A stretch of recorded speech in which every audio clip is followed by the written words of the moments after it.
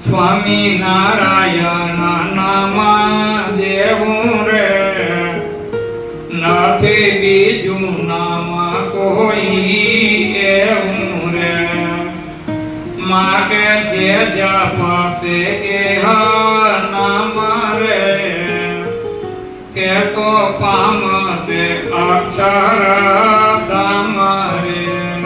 સ્વામી નારાયણ જેવું નામ કોઈ બીજું છે જ નહીં. સર્વના સ્વામી એવા ભગવાન સ્વામી નારાયણ આપણને મળ્યા અને એમનું નામ ઈ પણ આપણને મળ્યું. હવે ઈ ભગવાન મળ્યા, ઈ ભગવાનમાં પ્રેમ થાય ઈ બધાયને કરવાનું છે. ભક્તો કીર્તન બોલ્યા એવા, એમાં એવો ભર્યો હતો સાર, ભક્તિ માત્રનું ફળ છે થાય પ્રભુ ચરણમાં સ્નેહ. આપણે 9 પ્રકારની ભક્તિ કરીએ છીએ, તો ભક્તિ તો કરી છે, તો એનું ફળ શું? તો કે ભગવાનમાં પ્રેમ થાય, ભગવાનના ચરણારવિંદમાં પ્રેમ થાય, આપણું મન ભગવાનને વિશે ચોંટી જાય. આપણા વિના ભગવાન ના રહી શકે અને આપણે પણ ભગવાન વિના રહી ન શકીએ. એવો પ્રેમ આપણે બધાયને કરવાનો છે. ભગવાન આપણા પ્રેમને વશ થઈ જાય. સ્વામિનારાયણ ભગવાન દેવળિયા ગામમાં પધાર્યા. આવ્યા દેવળિયા નામે ગામમાં, ત્યાંના ભક્ત જાલમસિંહ નામ, વ્યાસે વખાણી વ્રજની નારી, એથી અધિક છે કેસાબાઈ, રોમે રોમમાં રટણ થાતું, પ્રભુ વિના ન પર રહેવાતું, એવા ભક્તોના ચરિત્ર જેયા. સ્વામી લખે કે સ્વામિનારાયણ ભગવાન દેવળિયામાં પધાર્યા. જાલમસિંહજી દરબાર એમના માં ભગવાનના એકાંતિક ભગત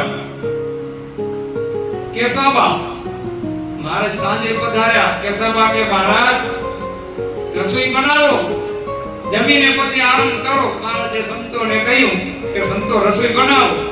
સંતો કે મહારાજ થાકી ગયા, હાલીને તે વખતે આવવાનું કે વાન તો હતા નહીં, હાલીને થાકી ગયા મહારાજ, હવે હુવા દો ને કેટલી ઉપાધિ કરવી, આ જમ્યા વિના હાલશે. સંતો કઈ રસોઈ બનાવી નહીં. કેસાબા કે મહારાજ અત્યારે રસોઈ ન બનાવો તો સવારે જમીને જાજો. મહારાજ કે સવારે તમને 4 વાગે નીકળવું, પછી રસોઈ બનાવવા જાય તો તડકો તપી જાય ને પછી પંથ કપાય નહીં, પાછું બીજે ગામ પહોંચવું ત્યાં પહોંચાય નહીં. મહારાજ કે ભાઈ સવારે 4 વાગે નીકળી જાશો. કેસાબા કે મહારાજ તમે અમારે ઘરે આવ્યા ને હવે જમ્યા વિના જાઓ, ઈ કઈ હાલે? મહારાજ કે અમારે તો વેલા નીકળી જાવું. કેસાબા વિચાર કર્યો કે મહારાજને રોકવાય, સંતોને રોકવાય અને સંતોને જમાડીને મૂકવાય, એટલે વેલું નીકળવું તો વેલી તૈયારી કરાવી દે. મહારાજે હા ના પાડી, પણ કેસાબાનો પ્રેમ એવો ને, કેસાબાએ બ્રાહ્મણને બોલાવ્યા કે રસોઈ કરો વેલી. 2 વાગે ને બોલાવી દીધા, રસોઈ ચાલુ કરી દીધી. પછી કેસાબા માણકી ઘોડીની પાસે ગયા. કયું કાનમાં ગુપ્ત પ્રકાર, આપણો અબળા અવતાર, કરશો નહીં લેસ અવાજ, મારી સાચવજો તમે લાજ. કેસાબા માણકી ઘોડીની પાસે જઈ કરીને માણકીને કહે છે, તું એ નારી જાતિ છે ને હું એ નારી જાતિ છું. જો હું તને મારા ઘરમાં પૂરી દઉં પણ તું બોલજે માં. મહારાજ તને બોલાવે તો બોલજે માં. જો બોલીશ સંતો બધા ભૂખ્યા રહેશે, હું પાપ તને લાગશે. મારે સંતોને જમાડવાય, મહારાજને જમાડવાય. આજે નથી જમ્યા અને હવારે જમ્યા વિના જાય, સંતો ભૂખ્યા રહેશે ને પાપ તને લાગશે. તો મારી લાય તું હાથે, હું તને ઘરમાં પૂરી દઉં તો મહારાજ ભલે બોલાવે. બોલજે માં, મારે જમી લે પછી બોલજે. સંતો બધા જમી લે પછી બોલવાની છૂટી. કયું કાનમાં ગુપ્ત પ્રકાર, આપણો અબળા અવતાર, કરશો નહીં લેસ અવાજ, મારી સાચવજો તમે લાજ. માણકીની કૃતિ હરી લીધી, પછી નિરાતે રસોઈ કેસાબા રસોઈમાં બધા લાગી ગયા. સવારે મહારાજ વેલા 4 વાગે ઉઠ્યા. ભગતને કહ્યું કે ઘોડી તૈયાર કરો, માનકી ઘોડી.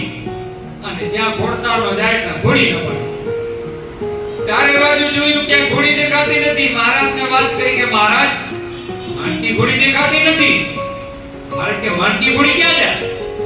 જાલમજી દરબારને બોલાવ્યા. મહારાજ કઈ ખબર પડતી નથી, એ તો કોઈ ચોર ના આવે. તો આ ઘોડી ક્યાં ગઈ? પકીને બોલાવ્યા. ફકીર કે ફકીર કા કઈ બાજુ ગયા? ક્યાં ઘોડી ગઈ? પકી આવે મહારાજ કે ભક્તો બારે કઈ ગયા નથી, ઘોડી તો અહીંયા જ છે. તો ઘોડી છે ની તો ગઈ ક્યાં? કેસાબાને બોલાવ્યા. કેસાબા કે મહારાજ માનકી ઘોડી આવી જશે, તમે ચિંતા ન કરો, તમે હવે નાઈ ધોઈ લો. હવે અત્યારે અંધારું છે તો અંધારામાં ક્યાં મળે? પણ મહારાજ કે અમારી માનકી ઘોડી વિના અમારે શું કરવું? કેસાબા કે મહારાજ ચિંતા ન કરો, ચોર લઈ ગયા હશે તોયા. ચોર ગમે ત્યાં લઈ ગયા હોય. દેવ લોક લઈ ગયા દેવા તોયા લાવી સના કરો શોક. હશે સાત મે પાતાળે ઘોડી તોય લાવી સતા થકી છોડી. કેસાબા કે મહારાજ સાતમા પતાળમાં ઘોડી ગયા છે ને તોય હું લઈ આવીશ. દેવતાઓ સ્વર્ગલોકમાં લઈ ગયા છે, સ્વર્ગલોકમાંથી પણ હું લઈ આવીશ. પણ મહારાજ હવે ઉતાવળ તો ન કરાય ને, હમણાં તમે સ્નાન કરી લો અને સંતોને જમાડી લો. હવે ઘોડી જઈ તો આવી જશે, તમે ચિંતા ન કરો. સંતોને કહો સ્નાન કરી લે. તમે સ્નાન કરી અને ભોજન કરી લો, રસોઈ તૈયાર છે. મહારાજ કે હવે તો જમવું પડશે, બીજું કઈ થાય નહીં. માનકી ઘોડીને મૂકી કરીને અમે તો જઈ નહીં હતી. સંતોને કહ્યું કે સ્નાન કરો. સંતોએ નાઈ ધોઈ પૂજા પાઠ કરી રસોઈ તૈયાર થઈ હતી. મહારાજને જમાડ્યા. મહારાજ જમ્યા અને સંતોને જમાડ્યા. ત્યાં તો માનકી ઘોડી હણહણવા માંડી. મહારાજ કે આટલી વાર બોલતી નથી.